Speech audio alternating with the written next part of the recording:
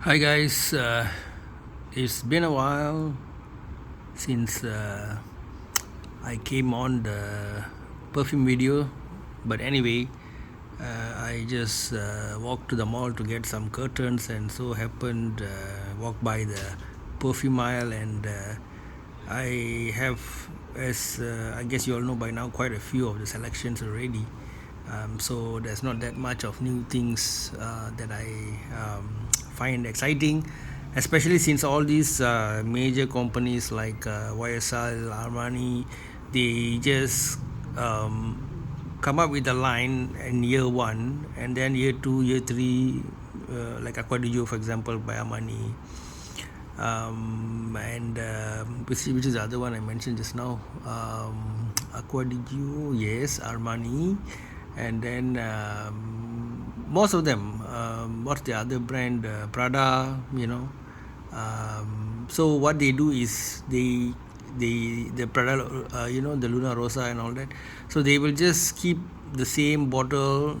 The black bottle might become slightly blue, slightly red, and then some of it might have like a tonal change, and then they will just change some words. Eau de toilette becomes eau de parfum, and then parfum. They play around the notes a bit. So E, E for effort, right?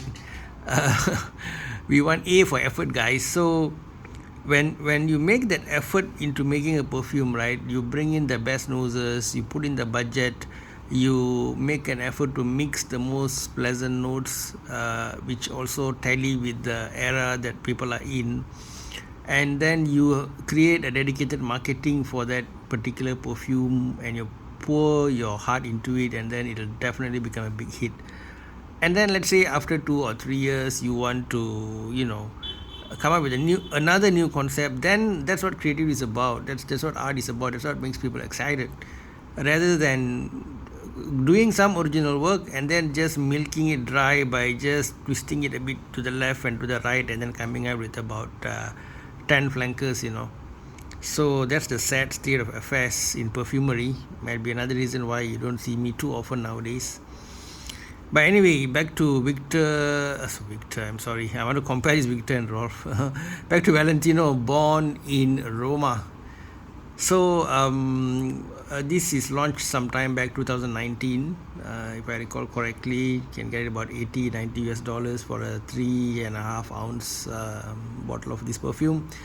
Well, the good points, I like the spiky bottle.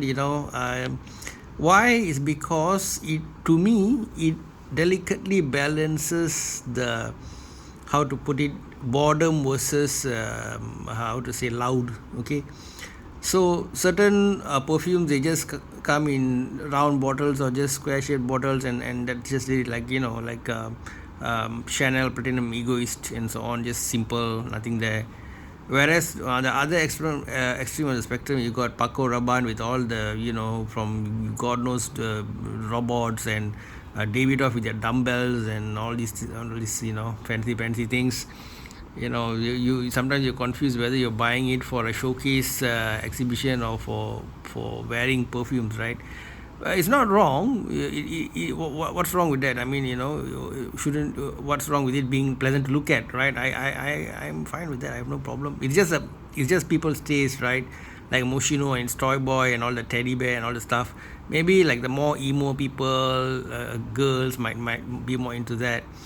So ultimately, the bottle design is, of course, a person's choice, but I still think people buy perfumes for the juice, right?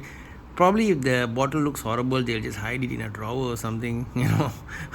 I don't think anything, people are going to worry so much about it. I don't think they're bottle Nazis, hopefully not. So it's not too boring. It's got all these cool spikes, and it's not too, overdone, too juvenile, that people come to your man cave and see. They see like, what is this? What's your age and all that. So that's for bottle, great bottle, and this is a smaller one, guys. The real one, it's shaped a bit more bottle like. Now coming to the juice, okay, Okay, the French name of the two creators kind of escapes me now. What is it? Depardieu something. Sorry, my apologies. I'm not so good with French words. Those two people, their noses, they worked on this mixture where you have metallic notes, you've got sage, you've got ginger, you've got salt, you've got vetiver, so you got like a bunch of things going in there to give it a bit of that warm, they call this the warm spicy scent, so to give it the warm spicy vibe. So did they succeed in doing that? Well, yeah, I agree. It's got sweet, warm feel, spicy feel. But those who abhor sweetness, some people they just don't like sweet perfumes. It's a bit too in your face, obnoxious, and certain characters wear them. Maybe people who are like a bit hyper, a bit slightly manic, maybe. So the laid back people might not be into it, and so that being the case, they hit it. They sort of hit the mark what they were going for, and what they were going for. That's what I was coming to. I think is Victor and Rolf, iconic bottle, grenade. Some might say it's a bit childish, but I think it's sophisticated enough. It's you can still put it in a gentleman's cupboard and it'll still look kind of cool, right? It's still suave. It's not too garish. I like it. Grenade. All right. So, Victor Rolf's The Grenade Thingy by Olivier Paul launched in 2012, and it has cinnamon, right? Talk about warm and spicy, literally, right? Cinnamon, vetiver, leather, tobacco, right? Classic men's stuff, and maybe cinnamon is a cause, but it does remind me of some masala chai that you might drink, one might drink at a roadside in an Indian stall. Okay, so make of that what you will. If you're worried it's gonna make you too much like a redneck worker, versus sophisticated gentleman. Yeah, to me it is a bit more, a bit more on the rough and tough side of things, Victor and Rolf. But I credit them with being one of the pioneers of this warm and spicy concept, this kind of oriental feel, which I think the layman's term of masala chai is just perfect way to describe Victor and Rolf. So I think if you compare this with Victor and Rolf, I would probably get that.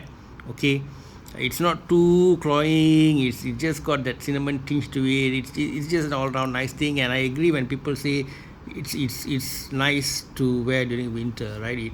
It'll work well as a cold weather scent.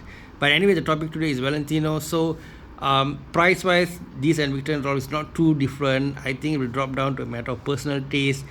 If you think that this tuning of the notes, with a bit more cloying, a bit more sweetness, a bit more of that how to say, the Dior Sauvage style of pungency thrown into this. Okay, maybe you can say it's a mixture of, yeah, I think you should say that, a mixture of Victor and Rolf, what do you call it, Spice Bomb and Dior Sauvage, right? So yep, if you want two in one, I guess you can get this.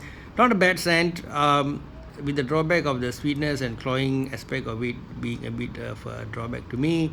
So my verdict is, I'm really split in the middle, guys. I would give it a 2.5 out of 5. So if you have any interesting experience, or if you, when you went shopping, sort of had a dilemma of choosing between the Victor and Rolf smart Spice Bomb versus this, do share in the comment section and let our readers see how you made your final decision. Okay, with that, I end my video today. Have a good one, guys. Take care. Bye bye.